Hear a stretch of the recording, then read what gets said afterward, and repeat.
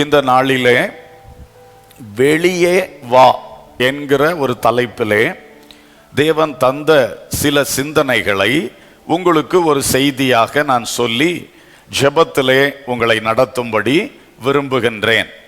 தேவன் சில வேளை நம்மை வெளியே வா என்று அழைக்கின்றார்.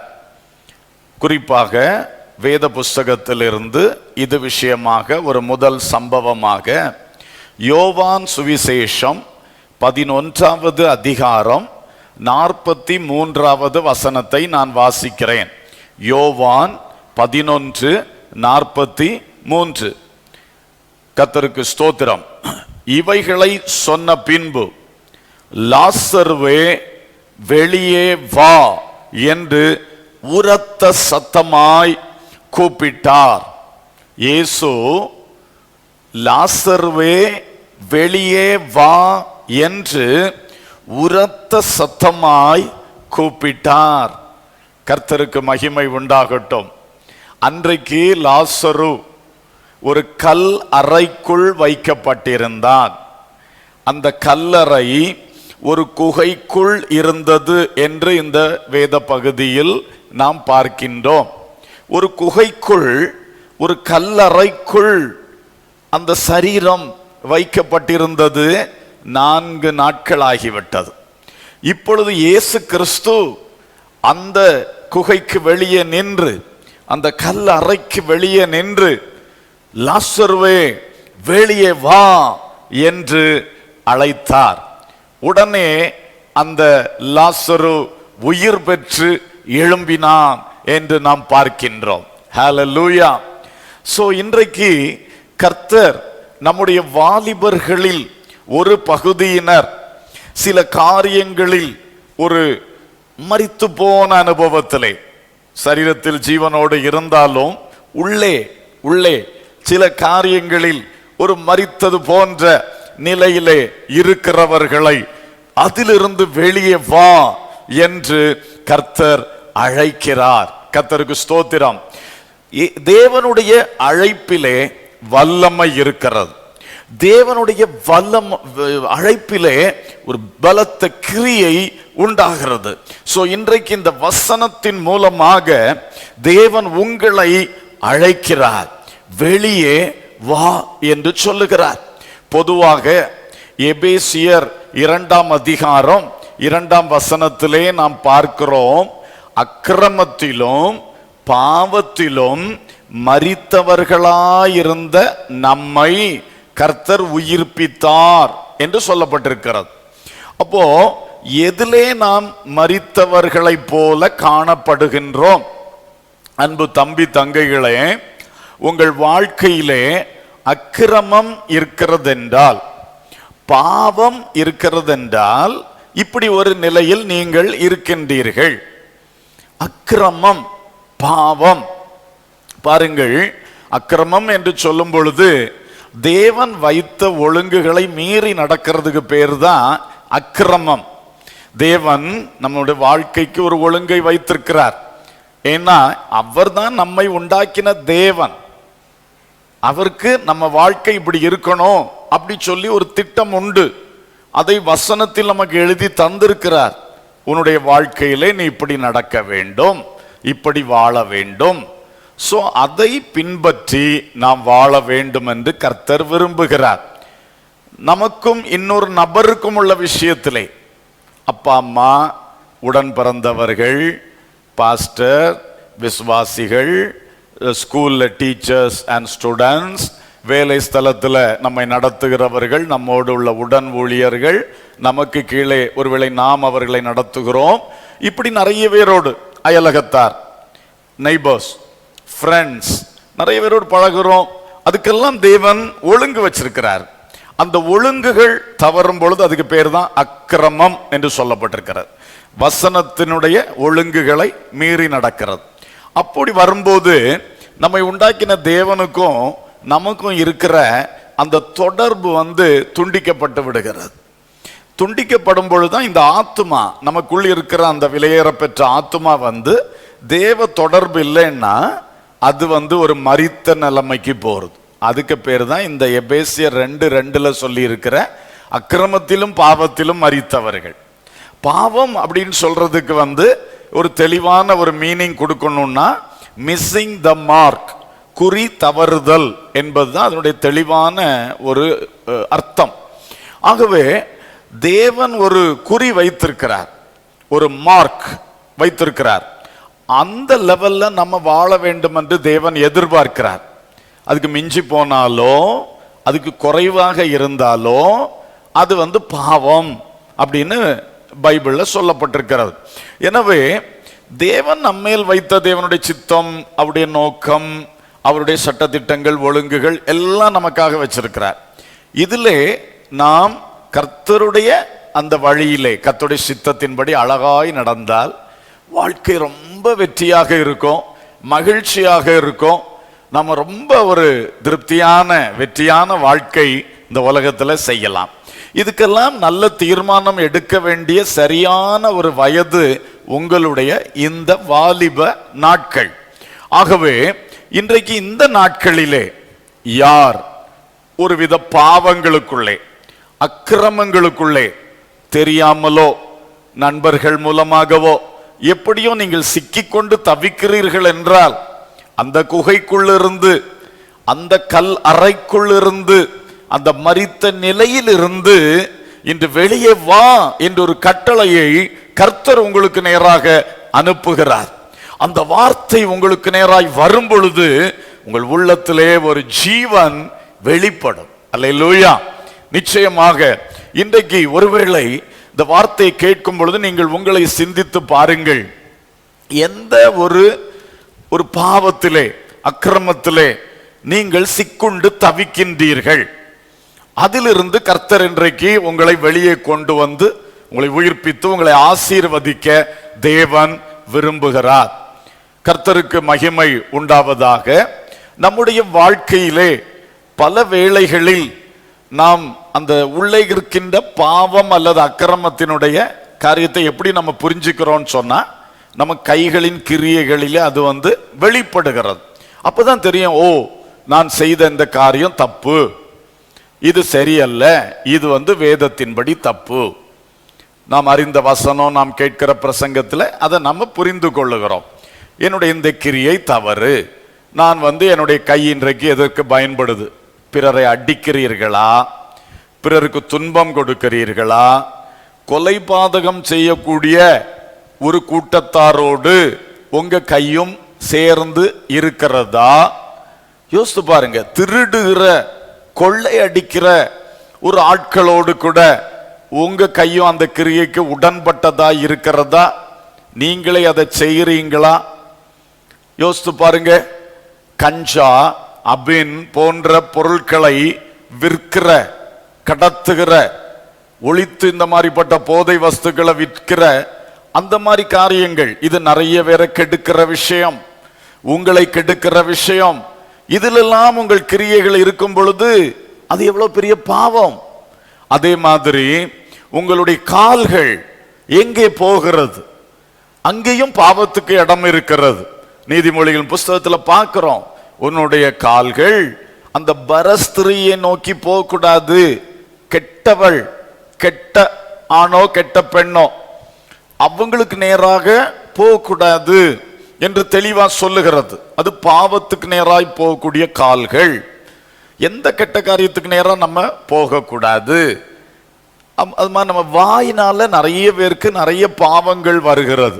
கெட்ட வார்த்தை பேசுகிறது, மற்றவங்களை அவப்பெயர் அல்லது அவங்கள பற்றி இல்லாத பொல்லாததை சொல்லி அவங்க பேரை கெடுக்கிறது, பொய் சொல்லுவது, பொய்யை பரப்புவது, இதெல்லாம் சிலருக்கு விளையாட்டாய் தெரியலாம். ஆனால் நம்முடைய தேவன் சத்தியபரராகிய தேவன். பொய்யை ஒரு பொழுதும் விரும்புகிறதே இல்லை. விளையாட்டுக்காக கூட பொய் என்பதில் நம்ம பழகவே கூடாது. வாயினாலே சொல்லக்கூடிய வார்த்தைகள் ஒருவருக்கு கொலைபாதகம் வரைக்கும் உள்ள தீமையை சில சமயம் உண்டாக்கிறோம். ஒருவருடைய வாயிலிருந்து புறப்படுற வார்த்தை அடுத்தவங்களுடைய உள்ளத்துல விழுந்து அது இன்னொரு ஆளுக்கு நேராக ஒரு பகையா எழும்பி கொலைபாதகம் வரைக்கும் கொண்டு போகிறது. நண்பர்களுக்குள் பிரிவினைகளை உண்டாக்குகிறது. எத்தனையோ பயங்கரங்கள் நடக்கிறது. உங்க லைஃப்ல கூட இந்த மாதிரி சில காரியங்களை நீங்க கடந்து வந்திருப்பீங்க. அல்லது யார் இன்றைக்கு இப்படிப்பட்ட ஒரு காரியத்துல சிக்கி இருக்கிறீங்க, யோசித்து பாருங்க. சரி, இனி இந்த வெளியில உள்ள கிரியைகள் மட்டும் இல்ல, நான் பார்வையை கூட நான் சொல்ல வேண்டும். கெட்ட பார்வை இருக்கக்கூடாது. கெட்ட காரியங்களை பார்க்கறது அது நிச்சயமா அடுத்தது பாவத்துக்கு நேரா, அக்கிரமத்துக்கு நேரா கொண்டு போயிடும். ஆட்களோட பழகுகிறது, கெட்டவர்களோடு நம்ம பழகக்கூடாது. நம்ம நம்ம மனசு, நம்ம உணர்ச்சி எல்லாமே ஒரு ஸ்டெடி ஆனது கிடையாது. சிந்தனை எல்லாம் ஒரு வேவரிங். உங்களுக்கு தெரியும், காலையில ஒன்றை யோசிப்பீங்க, இது நல்லதுன்னு நினைப்பீங்க, கொஞ்சம் தாண்டி அது நல்லது இல்லை அப்படின்னு இன்னொரு சிந்தனை வரும். இப்படியே தான் அந்த சிந்தனை. அப்ப இப்படி போகிற இந்த சிந்தனை நிறைய பாவங்களுக்குள்ள நம்மளை என்ன செய்துரும், கொண்டு போயிடும். அதனால தான் நம்ம தேவையில்லாததை பார்த்தா அந்த மாதிரி சிந்தனை ஓட ஆரம்பிச்சிடும். தேவையில்லாததை வாசிக்கிறோம், படிக்கிறோம்னு சொன்னா சிந்தனை அதனால ஓட ஆரம்பிச்சிடும். இப்படி நம்முடைய சிந்தனை வாழ்க்கையில நிறைய பாவங்கள் ஏறிடும். நம்முடைய உணர்ச்சிகள்ல அந்த பாவங்கள் தூண்டப்பட்டு கிரியையில, பார்வையில, இந்த நடக்கையில வந்துரும். இப்படித்தான் இன்றைக்கு வாழ்க்கையில பெரிய ஸ்ட்ரகிள்ஸ், பெரிய போராட்டங்கள். ஆனா பாருங்க, இன்றைக்கு எந்த ஒரு காரியத்தினால நீங்க சிந்தனையிலே பாவத்துக்கு இடம் கொடுத்து இன்னைக்கு ஒரு தேவனை இழந்த நிலைமையில் இருக்கிறீங்களா? கர்த்தர் உங்களை பார்த்தா அந்த வார்த்தை அனுப்புகிறார், வெளியே வா. அந்த சிந்தனையில் பாவத்துக்குள் கிடக்கிற அவன், அந்த சரீரம் செத்தவுடனே அதை அப்படி கல்லறைக்குள்ள கொண்டு வச்சுட்டாங்க பாருங்க.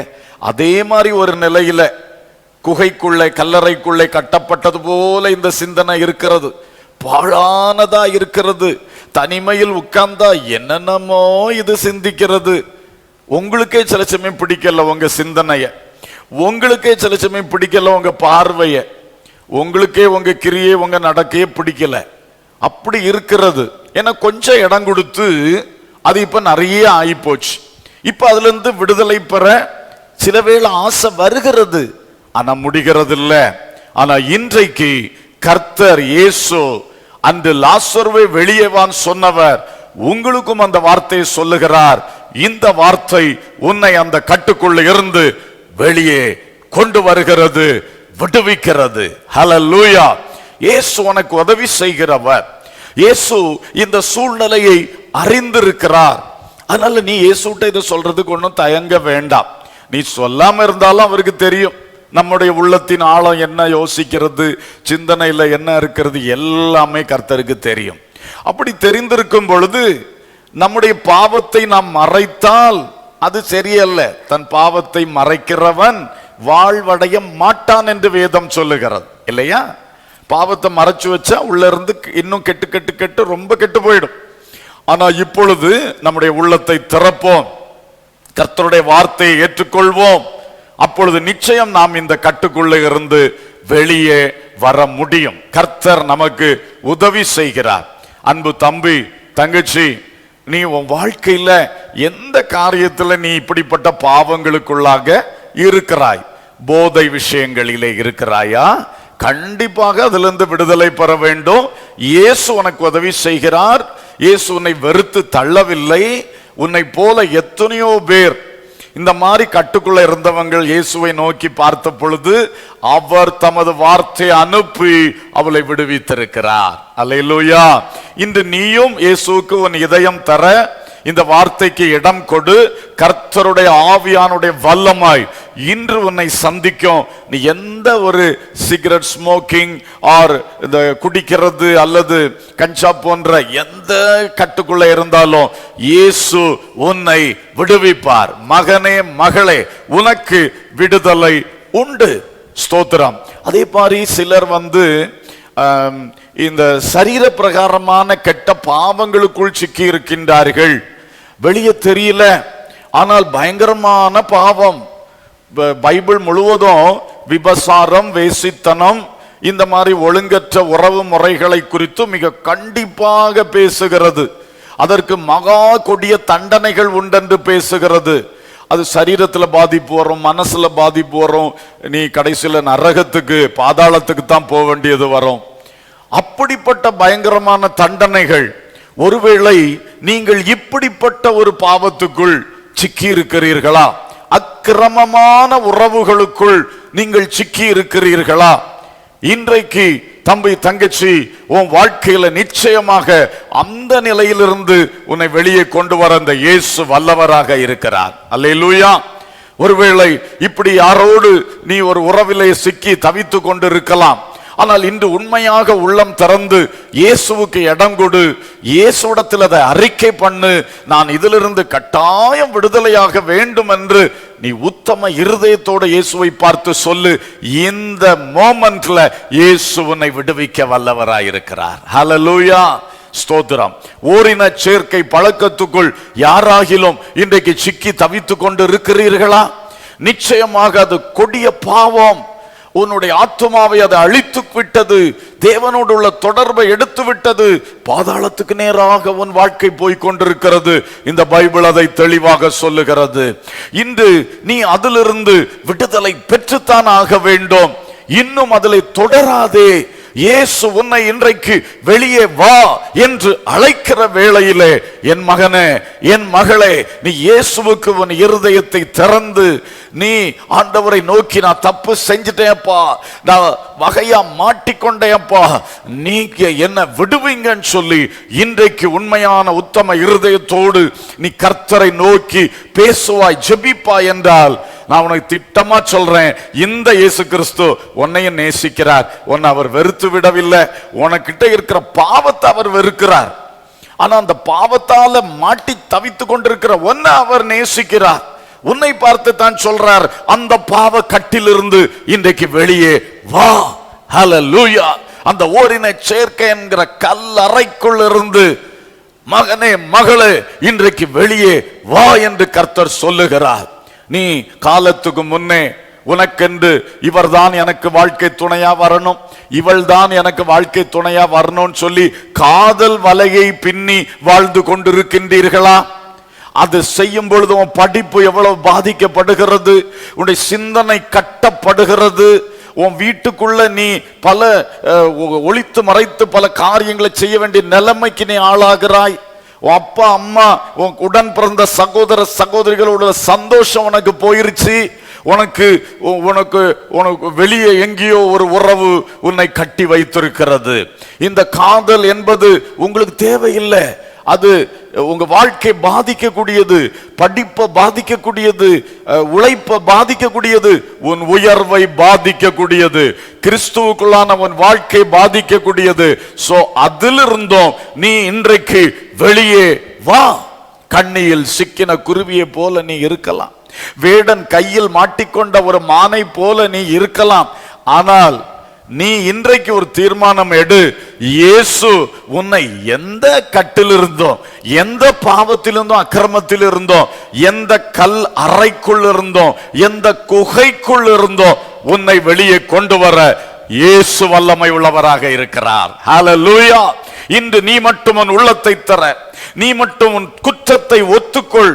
தேவனுக்கு முன்பாக ஆண்டவரை நோக்கி உன் உள்ளத்தில் இருந்து உண்மையாய் ஒரு விண்ணப்பத்தை நீ வெளியிடு. ஆண்டவரே, எனக்கு இறங்கும், இதை நான் விட்டுறேன், எனக்கு உதவி செய்யும் என்று கர்த்தரிடத்திலே நீ சொல்லு பார்க்கலாம்.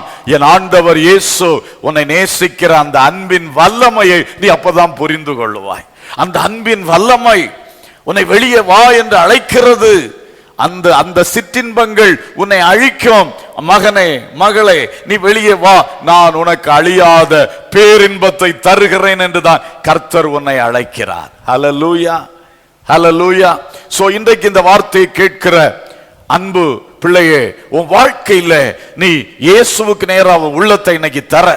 நீ மூடி வைக்க மட்டும் அது ஒரு குகைக்குள்ள, ஒரு கல்லறைக்குள்ள போனது போல பாலடைந்து செத்து பிறகு அங்கே சொன்னார்கள், ஆண்டவரே 4 நாள் ஆயிற்றே, நாற்றம் எடுக்குமே. இப்படித்தான் கடைசியில வரப்போகுது லைஃப். எல்லாரும் சீன்னு பேச போறாங்க, குடும்பம் வெறுக்க போகுது, உன்னைய அப்பா அம்மா உன்னை கைவிட வேண்டிய நிலைமைகள் வரப்போகுது. அந்த அளவுக்கு நீ போக முன்னாடி இன்னைக்கு ஆண்டவர் இயேசு வாழ்க்கையில குறுக்கிடுகிறார். ஒருவேளை லாசருவை விழுந்து 4 நாள் ஆன பிறகு எழுப்பினார். ஆனா நாயின் ஒரு விதவையின் மகனை அந்த பாடையில வச்சு கொண்டு போகும் பொழுதே ஆண்டவர் குறுக்க தடுத்து நிறுத்தினார். உங்கள சிலருக்கு அது மாதிரி இந்த செய்தி உங்களுக்கு நேரா வந்து கொண்டிருக்கலாம். இன்றைக்கு எந்த நிலையில் நீ இருந்தாலும், எந்த நிலையில் இருந்தாலும், எவ்விரு மகளை போல அப்பதான் மரிச்சிருக்கு, அப்பதான் இந்த பாவத்துல விழுந்திருக்கு, இதுவரைக்கும் இல்லை, இப்பதான் நான் பாவம் செய்தேன். ஆனா உனக்கு இந்த வாலிபர் முகாமின் மூலம் வரக்கூடிய தேவ வார்த்தை, எவ்விரு மகள் மரித்த சில வினாடிகளில் கர்த்தர் அவளை எழுப்பினார். அல்லேலூயா. நாயின் ஒரு விதவையின் அந்த வாலிப மகன் பாடையில் வைத்து கல்லறைக்குள் வைக்க கொண்டு போகப்படுற வழியில் எழுப்பப்பட்டான். லாசரு வைத்து 4 நாளான பிறகு எழுப்பப்பட்டான். இது எதை காட்டுகிறது? ஒருவேளை நீ இப்பதான் அந்த பாவத்துல ஸ்லிப்பாகி விழக்கூடிய ஒரு சிச்சுவேஷன். ஆனா கர்த்தர் உன் அண்டை இன்றைக்கு வருகிறார். இந்த தேவ செய்தியின் மூலம் உன்னை சந்திக்கிறார். உன்னை எவ்விரு மகளை எழுப்பினது போல கர்த்தர் உன்னை எழுப்புகிறார். ஹல்லேலூயா. ஒருவேளை நீ சில காலமாக இந்த லாக்டவுன் டேஸ் ஆரம்பிச்ச பிறகு, நீ இந்த அதிகமா மொபைல் யூஸ் பண்ண ஆரம்பிச்ச பிறகு வீடியோ கேம்ஸ்ல சிக்கி தவிக்கிறாய். நீ ஒரு அக்லி சீன்ஸ் அல்லது கெட்ட காட்சிகள் பார்க்கிறதுல விருப்பமுற்று அதுல ரொம்ப அடிக்ட் ஆகி அடிமைப்பட்டு போற. அதை பார்க்காம இருக்க முடியாது, ஒளிச்சு பார்க்கணும். இப்போ நீ சில நாட்களாக அப்படி ஒரு நிலையில போய் கொண்டிருக்கிறாய். ஆனா இது தவறான வழி. நீ இயேசுவை இன்றைக்கு நோக்கிப்பார்.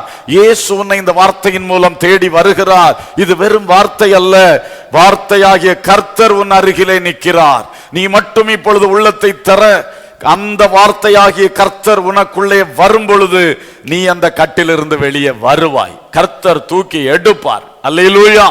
ஒருவேளை சில வருஷங்களா இப்படி ஆயிப்போச்சு. அநேக வருஷங்களா நான் இந்த மாதிரி தான் கெட்ட சிந்தனையில, கெட்ட பார்வையில, கெட்ட செயல்பாடுகள், அந்தரங்க பாவங்கள், தன் சரீரத்தில் தானே செய்யக்கூடிய பாவங்கள், பலவித அவலட்சணமான பாவங்கள், அக்கிரமம், இவைகளுக்குள் சிக்கி ஆண்டுகளாகிவிட்டன. ஆனாலும் இன்று கர்த்தர் உன்னை ஆண்டுகொள்ள இடம் கொடு. கர்த்தர் எல்லா கட்டிலிருந்தும் உன்னை விடுவிக்க வல்லவராகவே இருக்கிறார். ஹல்லேலூயா. இன்று இந்த வார்த்தை உனக்குள் வருவதாக. பாவ கட்டுகள் அறுக்கப்படும். கர்த்தருடைய வல்லமை உன்மேல் கடந்து வரும். சகல பாவங்கள் அக்கிரமங்களிலால் மரித்த நிலைமையிலிருந்து இயேசு உன்னை தூக்கி எடுப்பார். இயேசு உன்னை தூக்கி எடுப்பார். அன்று அந்த தன் சகோதரிகள் மரியாள் மார்த்தாளுக்கு ஆதரவா இருக்க வேண்டிய லாசர் பாவத்திலே அவன் ஜீவனில் இழந்து மரித்து போய்விட்டான். அவனுடைய கிராமத்திலே ஒரு நல்ல இயேசுவுக்கு ஒரு சாட்சியாக இருக்க வேண்டிய, ஏன்னா நம்முடைய சிநேகிதன் என்று இயேசு சொன்னார், அப்படிப்பட்ட ஒரு சாட்சியா இருக்க வேண்டிய அந்த லாசரு அங்கே மரித்து 4 நாட்கள் ஆகிவிட்டன. தம்பி, தங்கச்சி, உன்னை குறித்து கூட நீ சிந்தித்து பார்.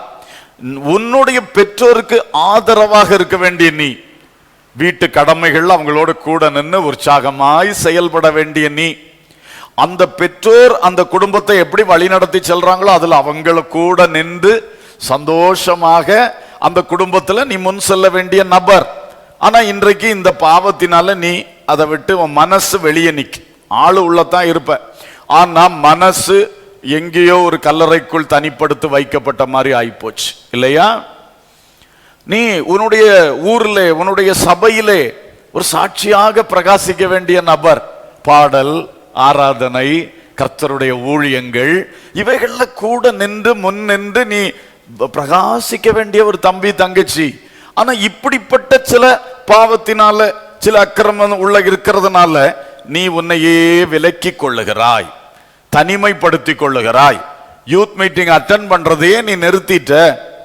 யூத் மீட்டிங் நீ அட்டென்ட் பண்ணாலும் அங்க நடக்கிறது ஒன்றும் உனக்கு ஒரு சந்தோஷமாக இல்லை. நீ ஏதோ ஒரு சரீரம் தான் அங்க பிரசன்ட் ஆகிருக்கு, நீ என்னமோ நினைச்சிட்டு இருக்கிற. சர்ச் சர்வீஸ்ல நீ வருகிறாய் ஆராதனைக்கு, ஆனால் அந்த ஆராதனையில் எத்தனை விஷயங்களில் நீ பங்கு பெறுகிறாய்? உன் பாட்டுக்கு வேற ஏதோ சிந்திச்சுட்டு உட்கார்ந்து இருக்கிற. இதெல்லாம் எவ்வளவு ஒரு சங்கடமான நிலைமையை காட்டுகிறது. அந்த மரியாள் மார்த்தாள் அந்த லாசருவை இழந்து எவ்வளவு தவிச்சாங்க, அந்த கிராமம் எப்படி தவித்தது. இயேசுடைய உள்ளம் எவ்வளவு வேதனைப்பட்டது. அவர் அந்த மரியாளை பார்த்துட்டு, அவ கண்ணில் கண்ணீரை பார்த்துட்டு இயேசு கண்ணீர் விட்டார். இயேசு கண்ணீர் விட்டார். அப்போ ஒரு வாலிப மகன், ஒரு வாலிப பிள்ளை அந்த குடும்பத்துக்கு பிரயோஜனமா இருக்க வேண்டியது அப்படி இல்லை என்றால், அந்த சபைக்கு பிரயோஜனமா இருக்க வேண்டியது அப்படி இல்லை என்றால், எத்தனை பேருக்கு கண்ணீர், எத்தனை பேருக்கு மனசுல வேதனை. அது இயேசுடைய கண்கள்லையும் கண்ணீரை வர வைக்கிறது. என் மகனே, என் மகளே, இந்த இயேசு உனக்காக துடிக்க துடிக்க சிலுவையிலே ஜீவனை கொடுத்து, இந்த மகிமையான தேவகுமாரன் உனக்காக மரணத்தையும் ருசி பார்த்து உயிர்த்தெழுந்து இன்றைக்கு உனக்கும் எனக்கும் இரட்சகராக அவர் வீற்றிருக்கிறார். அந்த இயேசு உன்னை பார்த்து வருத்தப்படலாமா? அந்த இயேசு உன்னை பார்த்து கண்ணீர் வடிக்கலாமா? உன் நிமித்தம் கண்ணீர் வடிக்கலாமா? உன் நிமித்தம் பெற்றோர் விடுகிற பெருமூச்சு கண்ணீரை பார்த்து இயேசு கண்ணீர் வடிக்கலாமா? உன் நிமித்தம் உன் சபை போதகர், உன் சபை ஊழியக்காரர்கள், உன்னுடைய விசுவாச அக்கா, அண்ணம்மார், அங்கிள்ஸ், ஆன்டிஸ், எத்தனை பேர் உனக்கா கண்ணீர் விட்டு ஜெபிக்கிறார். அவங்களை ஏன் நீ கண்ணீர் விட வைக்கணும்? இயேசு உன்னை குறித்து இன்றைக்கு வருத்தப்படுறார். இன்றைக்கு அது மாறணும். அதுக்கு தான் இயேசு இந்த வார்த்தையை தந்தார், வெளியே வா. ஹல்லேலூயா. லாசருவே, நீ கல்லறைக்குள் இருக்கிற வரைக்கும் மரியாள், மார்த்தாள், ஊர் மக்கள் எல்லாருக்கும் வேதனை, இயேசுவுக்கும் வேதனை. ஆனால் இன்றைக்கு வெளியே வா என்கிற வார்த்தை உனக்குள் கிரியேஷன் இடம் கொடுத்துட்டீங்கன்னா எல்லாருக்கும் மகிழ்ச்சி, எல்லாருக்கும் மகிழ்ச்சி. ஹல்லேலூயா.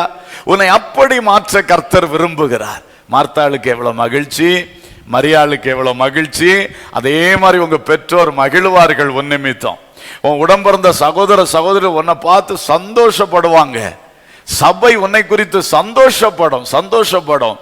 அப்புறம் இயேசுக்கு விரோதமா சிலர் செயல்பட வந்தாங்களாம்.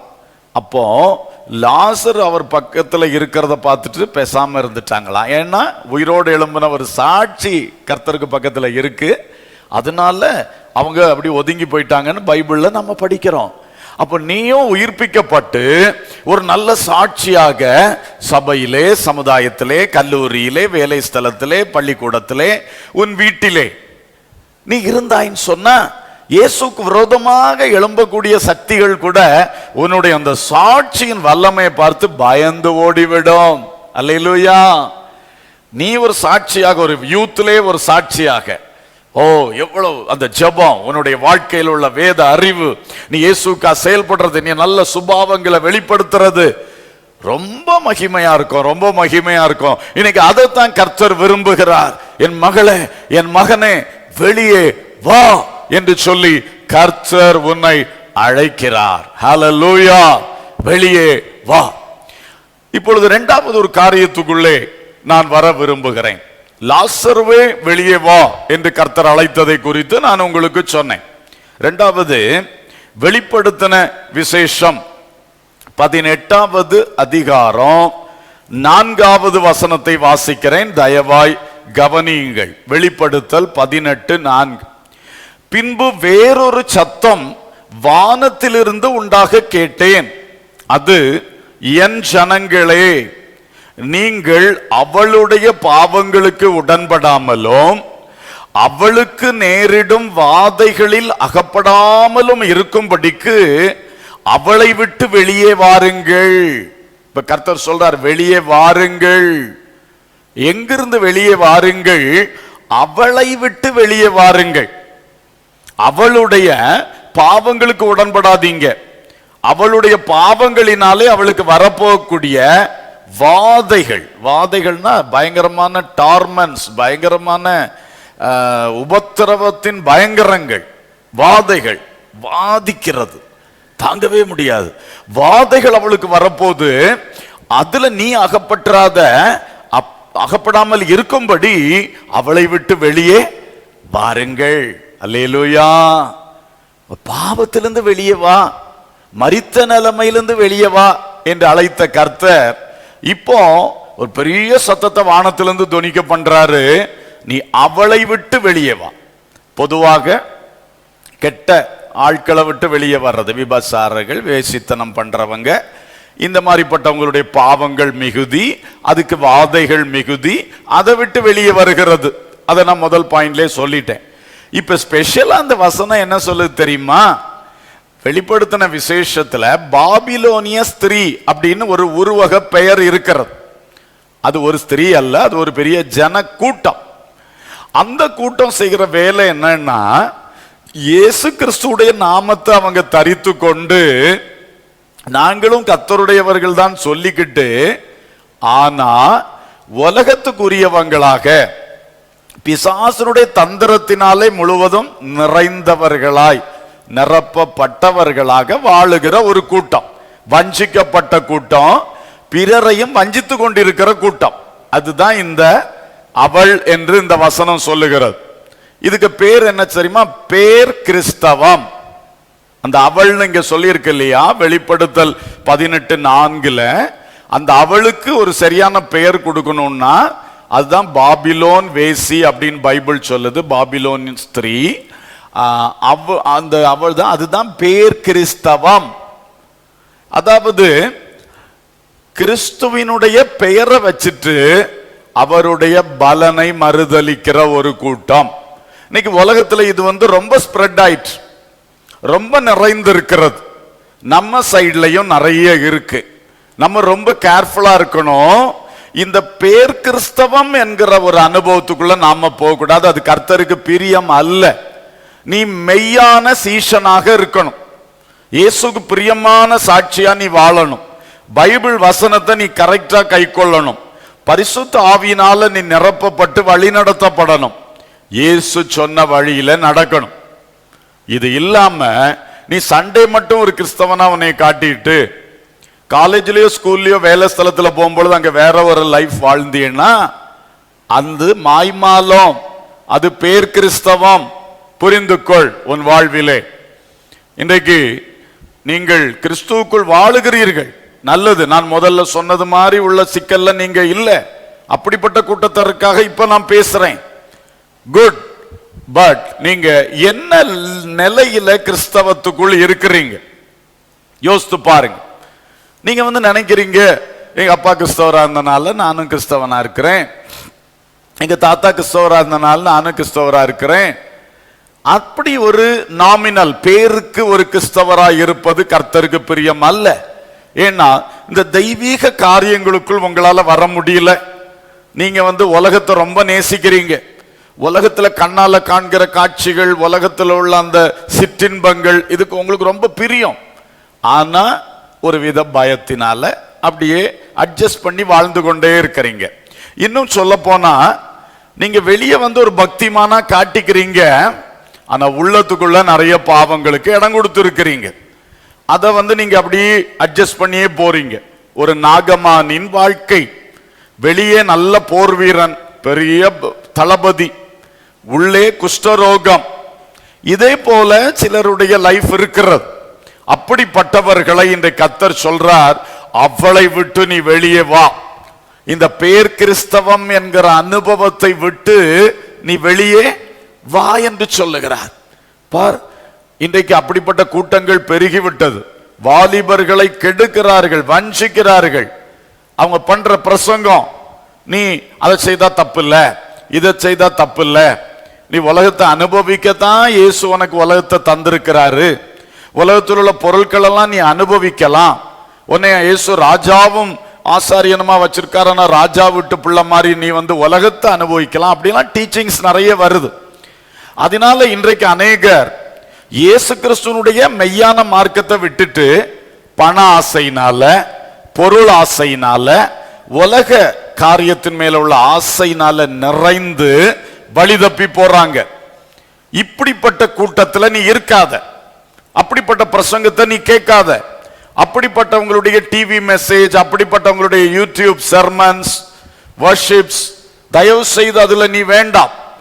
வர்ஷிப்பை இன்றைக்கு தேவ பயமற்றதா மாத்திட்டாங்க. அது it is not a worship for the living God.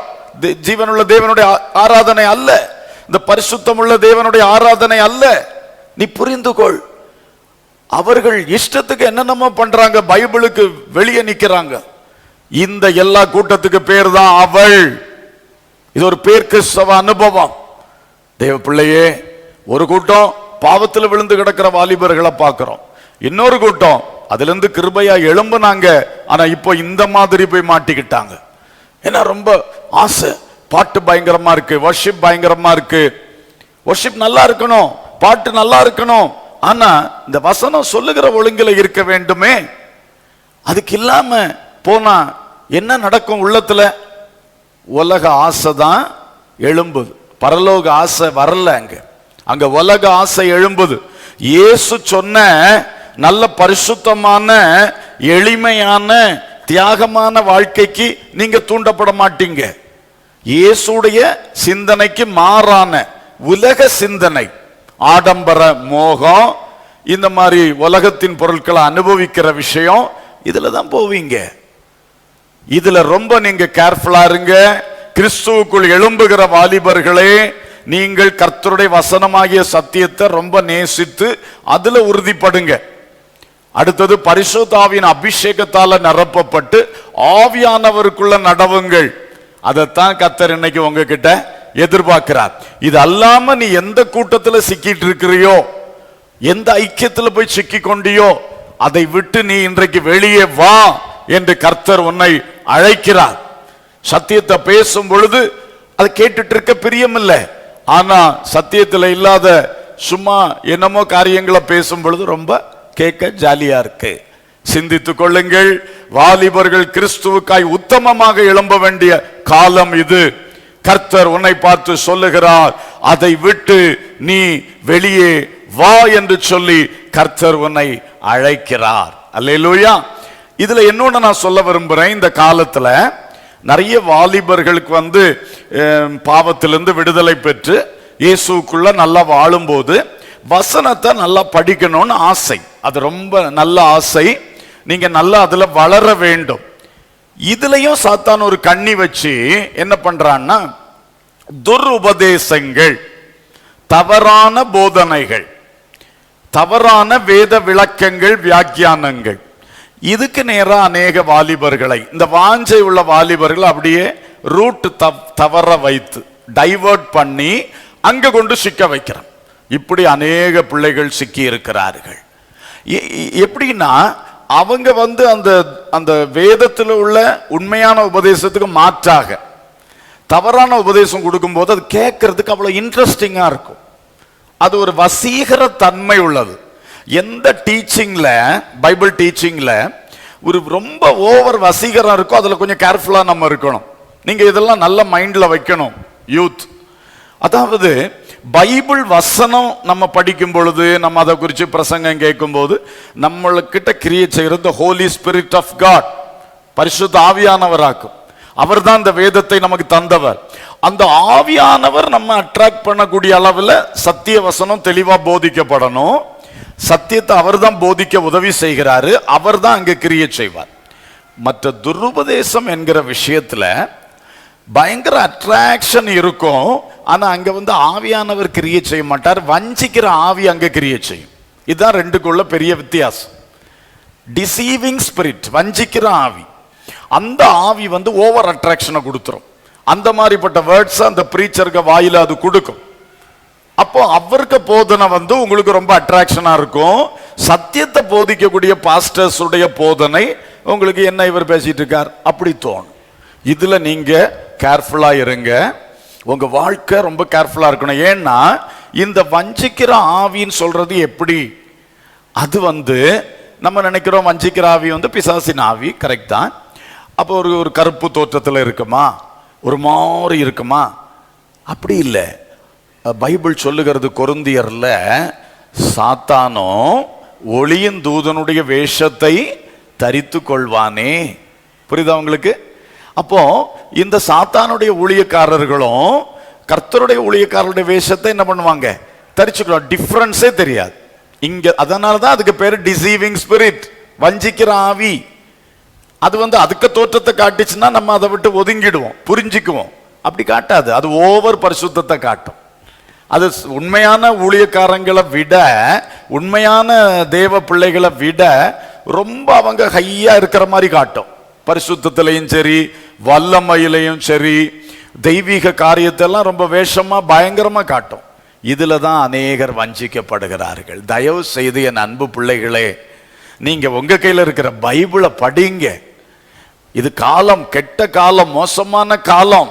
இந்த அவள் என்று சொல்லுகிற அந்த பாபிலோனிய வேசி, ஏன் தெரியுமா பாபிலோனிய வேசின்னு பேரு? இந்த வேசின்னா யாரு? தன் புருஷனுக்கு உண்மையா இல்லாம வேற ஒரு மனுஷனோடையும் தொடர்பு வைக்கிறது தானே, இல்லையா? அதுக்கு பேர் தானே வேசித்தனம். அது மாதிரி ஸ்பிரிச்சுவல் அடல்ட்ரி, ஆவிக்குரிய விஷயத்துல ஒரு வேசித்தனம் மாதிரி. எப்படின்னா, ஆவிக்குரிய விஷயத்துல நம்மை உண்டாக்கின கர்த்தருக்கு மட்டுமே பிரியமானவர்களா இருக்கணும், அவரோடு மட்டுமே இருக்கணும். ஆனா இவங்க என்ன செய்யறாங்க? ஆண்டவருக்கும் பிரியமா இருக்கணும், உலகத்துக்கும் பிரியமா இருக்கணும். அதான் ரெண்டு ஆளுக்கு பிரியமா இருக்க விரும்புறது. இதுதான் இந்த வஞ்சகம். ஆண்டவரும் வேணும், உலகமும் வேணும். ஆனா பைபிள் யாக்கோபின் நிருபத்துல ரொம்ப கிளியரா சொல்லி இருக்கிறது, உலக சிநேகம் தேவனுக்கு விரோதமான பகை. நீ ரெண்டு போட்ல ரெண்டு காலை வச்சு யாத்திரை பண்ண முடியாது.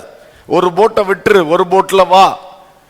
உலகமும் நான் அனுபவிக்கணும், இந்த அழிந்து போகிற எல்லா இன்பமும் எனக்கு வேணும், கூடவே தெய்வீகமும் வேணும்னு சொன்னா அது பெரிய ஏமாற்றம். அதுதான் இந்த கூட்டத்தார் கொடுப்பது.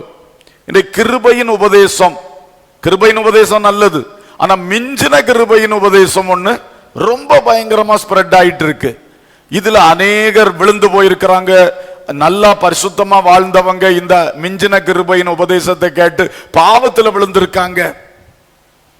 முதல்ல தெரியாது, கடைசியில் இது பெரிய வஞ்சகம். அதனால என் அன்பு பிள்ளைகளை நான் அன்போடு உரிமையோடு உங்களுக்கு தெளிவா பேசுறேன். நீங்க பைபிளை வாசிங்க முதல்ல. அதே மாதிரி சத்திய சுவிசேஷத்தை உண்மையா எடுத்துரைக்கக்கூடிய உபதேசங்களை தெளிவா, ஒருவேளை பெரிய ஆடம்பரமா பெரிய அட்ராக்ஷனா சொல்லாம கரெக்டா சொல்லக்கூடிய ஊழியக்காரங்கள்ட்ட அந்த சபையில நீங்க சேர்க்கப்பட்டு அங்க ஆயிடுங்க. இந்த வாலிப நாட்கள் அதுல உறுதியா இரு, கர்த்தருக்குள் வளருங்கள். பேதுரு பண்ண பிரசங்கத்தை நீங்க படிச்சு பாருங்க. அப்போஸ்தலர் 2ஆம் அதிகாரத்துல 4ஆம் அதிகாரத்துல பவுல் பண்ணி இருக்கிற எத்தனையோ பிரசங்கங்கள் அப்போஸ்தலர் நடபடிகள்ல இருக்கு, படிச்சு பாருங்க. அதுக்கும் இன்னைக்கு சிலர் பேசுற பிரசங்கத்துக்கும் எவ்வளவு வித்தியாசம் இருக்குன்னு அப்பதான் உங்களுக்கு தெரியும். நீங்க இவங்களையே பார்த்து இவங்களையே கேட்டு இருக்கிறதுனால உங்களுக்கு டிஃபரன்ஷியேட் பண்ண தெரியல. Bible is the basic. Bible தான் நம்முடைய ஆதாரம். இத பாரு, பேதுருடைய பிரசங்கம், இப்போ நான் சொல்லுகிற சில ஆட்களுடைய பிரசங்கம் ஒத்து பார்த்தா தெரியும், சத்தியம் இல்லை. எல்லாம் விளையாட்டும் கூத்தும் கண்ட பேச்சும் சினிமாவில் பேசுற பேச்சு மாதிரி இருக்கு சிலருடைய பேச்சு. கொஞ்சமாவது நீங்க புரிந்து கொள்ள வேண்டாமா? கர்த்தருடைய ஆவி எப்படிப்பட்டவர்? ஆகவே இந்த அவள் என்று சொல்லக்கூடிய இப்படிப்பட்ட பேர் கிறிஸ்தவம் என்கிற அனுபவத்துக்குள்ளே அல்லது துருபதேச கும்பல்கள், இவங்க நல்ல ஸ்டடீஸ் எல்லாம் கொடுக்குறாங்க, சிஸ்டமேட்டிக் ஸ்டடீஸ் கொடுக்குறாங்க, அட்ராக்டிவ் புக்ஸ் உங்களுக்கு சப்ளை பண்றாங்க. நீங்க இதுல இந்த கிளாஸ் பாஸ் ஆயிட்டீங்கன்னா அப்புறம் உங்களுக்கு ப்ரமோஷன், உங்களுக்கு அது வரும் இது வரும்னு சொல்லி அப்படியும் கொடுக்குறாங்க. இப்படி கொஞ்சம் நல்லா எழும்பக்கூடிய நல்ல வாலிபர்களை பிசாசானவன் இப்படிப்பட்ட கர்ச்சிக்கிற சிங்கங்களை கொண்டு, இந்த ஓநாய் கூட்டங்களை கொண்டு அடித்து கொண்டு போகிறான். ஆகவே உங்களுக்கு மிக தெளிவாய் அன்பாய் சொல்லுகிறேன், பாவத்திலிருந்து உன்னை வெளியவான்னு சொன்ன ஆண்டவர் இன்னைக்கு உன்னை பார்த்து சொல்றாரு, அவளிடத்திலிருந்து நீ வெளியவா. நீ உலகத்தையும் அனுபவிக்கணும்னு சொல்ற உள்கடப்பினால்தான் இப்படிப்பட்ட காரியத்து பின்னாடி வஞ்சிக்கப்படுற சூழ்நிலை. என் மகனே, என் மகளே, உன்னை குறித்து கர்த்தர் பெரிதானவைகளை நினைத்திருக்கிறார். நீ அவளை விட்டு முதலாவது வெளியே வா. கர்த்தர் உன்னை சத்தியத்தினால் நிறைப்பார். கர்த்தர் உன்னை தம்முடைய வல்லமையான அபிஷேகத்தால் நிறைப்பார். அவருடைய திட்டத்தை உனக்குள் வைத்து உன்னை மகிமையான பாத்திரமாய் கட்டி எழுப்புவார். ஹல்லேலூயா, பிரைஸ் காட். மூன்றாவது ஒரு காரியத்தை சொல்ல விரும்புகிறேன். எலியாவை பார்த்து ஆண்டவர் சொன்னார், எலியாவை வெளியே வான்னு சொன்னார். 1 ராஜாக்கள் 19ஆம் அதிகாரம் 11வது வசனம். 1 ராஜாக்கள் 19:11. அப்பொழுது அவர், நீ வெளியே வந்து கர்த்தருக்கு முன்பாக பர்வதத்தில் நில் என்றார். எலியா பெரிய தீர்க்கதரிசி.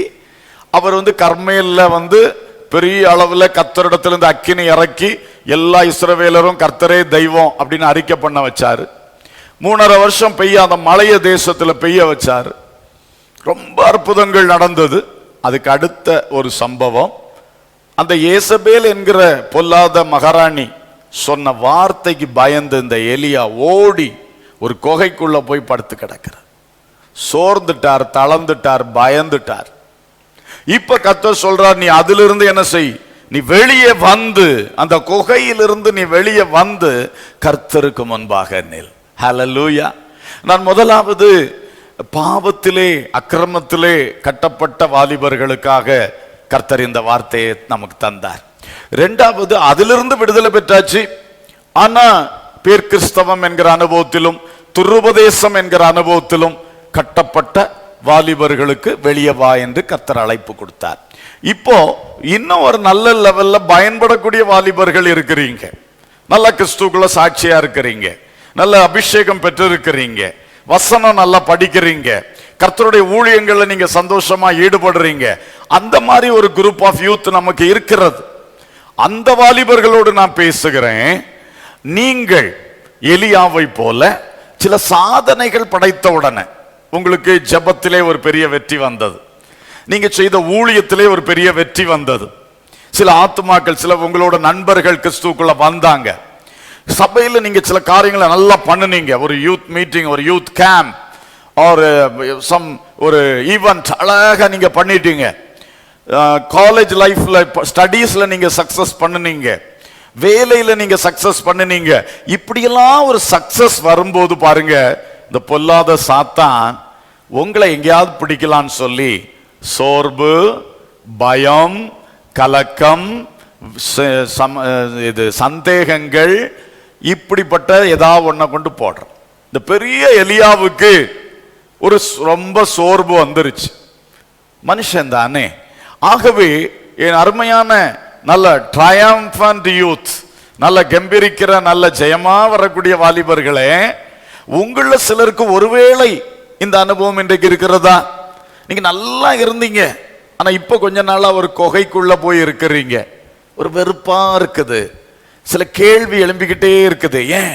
ஏன் அது நடந்துச்சு, ஏன் இது நடந்துச்சு? வசனத்திலே சில சந்தேகம் வந்துருது. ஏன் இப்படி ஆச்சு? இந்த பைபிள் சொல்ற வசனம் கரெக்டா? நீங்க எவ்வளவோ நல்லா வந்த பிறகு இந்த எலியாவுக்கு வந்த மாதிரி ஒரு சோர்வு திடீர்னு வந்துருது. எவ்வளவு பாகால் தீர்க்கதரிசிகளுக்கு முன்னிலையில, அந்த ஆகாப் ராஜாவுக்கு முன்னிலையில தைரியமா நின்று ஆண்டவருடைய அக்கினியை இறக்கி காட்டினான். அடுத்தது பாருங்க, எங்கிருந்தோ அவ தூரத்திலிருந்து சொன்ன ஒரு வார்த்தை இவர் காதுல வருது, எலியாவை கொன்னு போடுவேன். இந்த வார்த்தையில பயந்துட்டார், சோர்ந்து போயிட்டார்.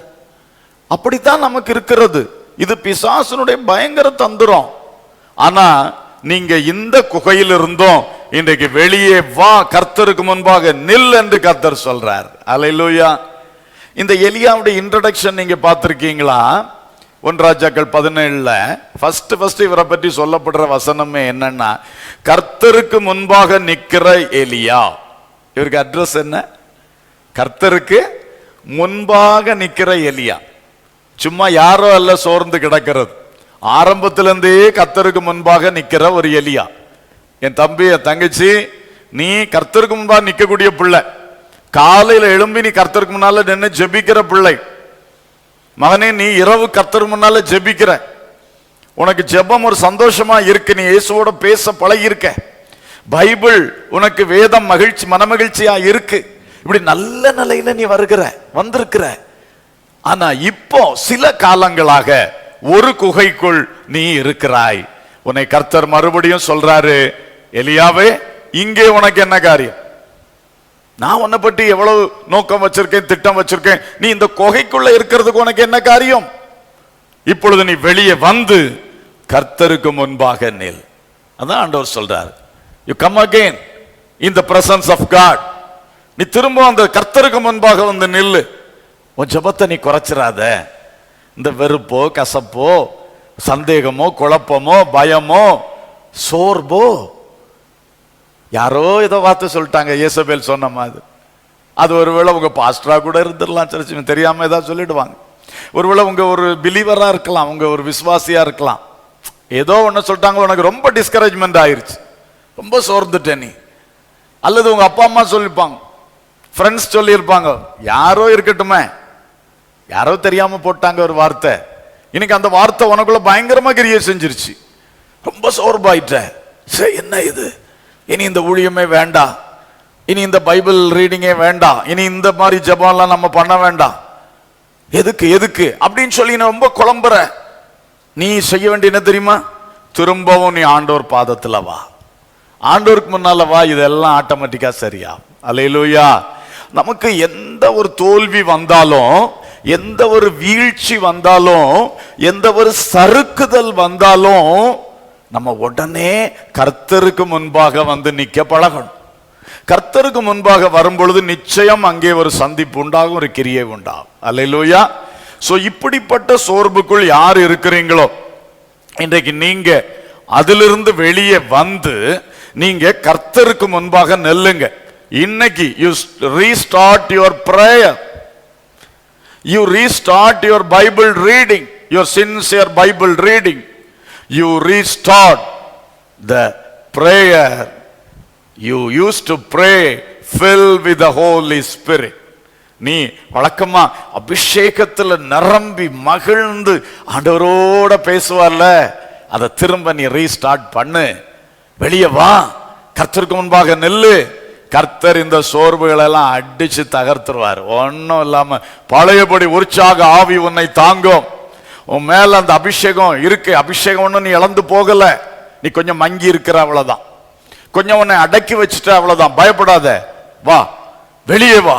கர்த்தர் உன்னை பிரகாசிப்பிக்கிற தேவனாக இருக்கிறார். அல்லேலூயா. சோர்ந்து போன பிள்ளைகளே, இன்றைக்கு உங்களை பார்த்து கர்த்தர் வெளியே வான்னு சொல்றார். சோ நான் என்னுடைய வார்த்தையை இங்க நிறுத்தி, நாம் இப்ப எல்லாரும் சேர்ந்து கொஞ்ச நேரம் கர்த்தரை நோக்கி கூப்பிட போகிறோம். ஆண்டவர் நம்ம நோக்கி கூப்பிடுறாரு, வெளியே வா, பாவத்தை விட்டு அக்கிரமத்தை விட்டு வெளியே வா, பேர் கிறிஸ்தவத்தை விட்டு துருபதேசத்தை விட்டு நீ வெளியே வா. இப்போ உன் சோர்வை விட்டு, உன் கலக்கங்களும் சந்தேகங்களையும் விட்டு நீ வெளியே வா. கர்த்தர் உங்களை உயிர்ப்பிக்க போகிறார், உங்களை பலப்படுத்த போகிறார். இன்று கர்த்தருடைய அந்த மேன்மையான திட்டம் உங்க வாழ்க்கையில ஸ்டார்ட் ஆக போகிறது. இது ஒரு திருப்புமுனை.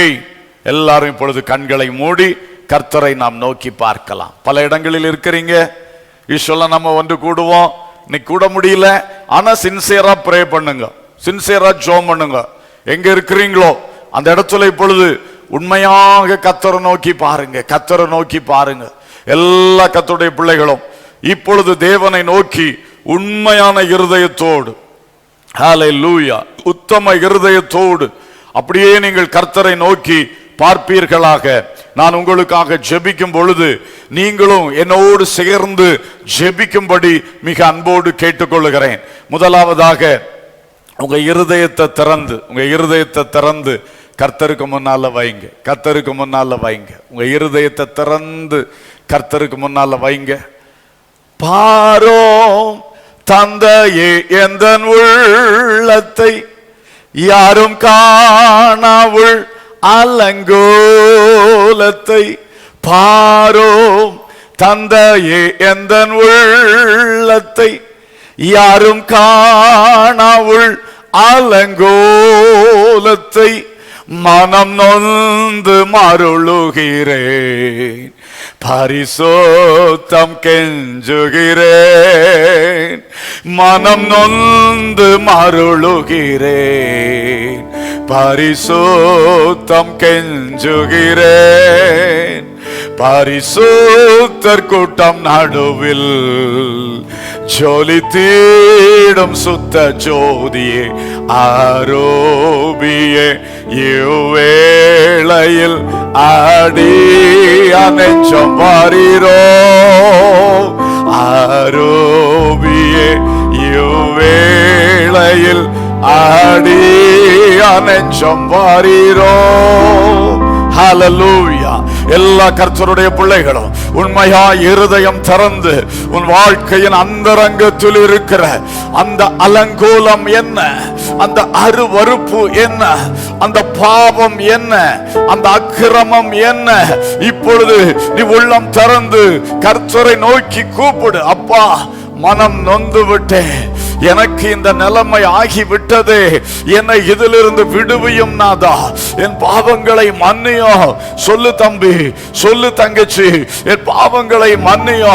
இயேசுவே, நீங்க நான் செய்த பாவங்களுக்காகத்தான் சிலுவையில் அடிக்கப்பட்டீங்க, நான் செய்த அக்கிரமத்துக்காகத்தான் உங்க தலையில முள்முடி சூடினாங்க அப்பா, உங்க விழாவில் குத்துனாங்க அப்பா, ஆணிகளால் அடிச்சாங்க, கசையடி அடிச்சாங்க, நீங்க ரத்தம் சிந்தினதே என் பாவத்துக்காகத்தான், என் அக்கிரமத்துக்காகத்தான். என்னை மன்னிச்சிருங்க இயேசுவே, என் பாவங்களை மன்னித்திருங்க இயேசுவே.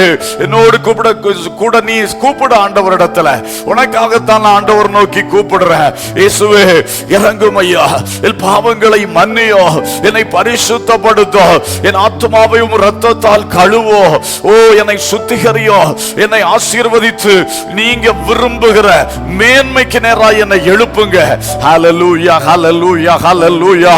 லாசருவே வெளியே வா, லாசருவே வெளியே வா, லாசருவே வெளியே வா.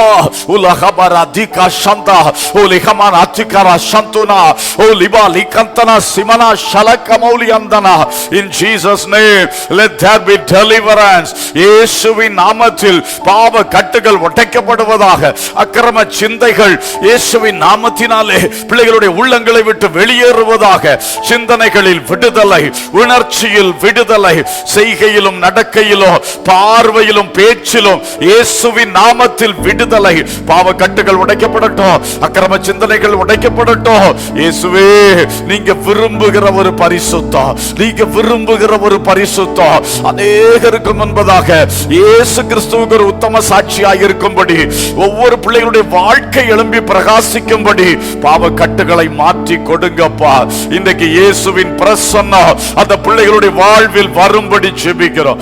இயேசுவின் வல்லமை உள்ள பிரசன்னம், பாவ கட்டுகளை உடைக்கிற தேவ பிரசன்னம் இந்த வேளையில் அந்த பிள்ளைகளை சந்திப்பதாக, அதிலிருந்து வெளியே வருவார்களாக. பாவத்திலிருந்து அக்கிரமத்திலிருந்து ஒரு கூட்டம் வாலிபர்கள் இந்த வேளையில் வெளியே வருவார்களாக. We release in the mighty name of Jesus, in the mighty power of the Holy Spirit. பரிசுத்த ஆவியின் வல்லமையினால் இயேசுவின் நாமத்தில் வாலிபர்களை பாவத்திலிருந்து அக்கிரமத்திலிருந்து விடுவிக்கிறோம்.